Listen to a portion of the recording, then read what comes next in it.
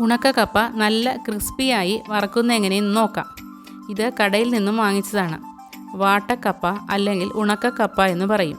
ഇതും നമുക്ക് വീട്ടിൽ തന്നെ ഉണ്ടാക്കാവുന്നതാണ്. ഇതുകൊണ്ട് നല്ല കപ്പ വറവൽ ഉണ്ടാക്കാം. അതിനാദ്യം കപ്പ കഴുകി അരമണിക്കൂർ വെള്ളത്തിൽ കുതിർക്കാൻ വയ്ക്കുക. അരമണിക്കൂറിന് ശേഷം ഒരു അരിപ്പയിലെടുത്ത് വെള്ളം മുഴുവൻ വാർത്ത് കളയുക.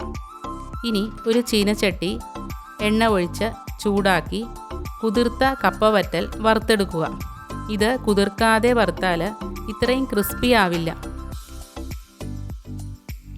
ഈ വറുത്തത് ഒരു സ്റ്റീൽ പാത്രത്തിലെടുത്ത് മുളക് പൊടിയും ഉപ്പുപൊടി കായപ്പൊടി ഇവ ചേർത്ത് നന്നായിട്ട് മിക്സ് ചെയ്യുക. വളരെ ക്രിസ്പിയായ കപ്പ വറ്റൽ തയ്യാറായി കഴിഞ്ഞു. ടേസ്റ്റിന് കുറച്ച് കറിവേപ്പിലയും കൂടി മുകളിൽ വറുത്ത് ചേർക്കാം.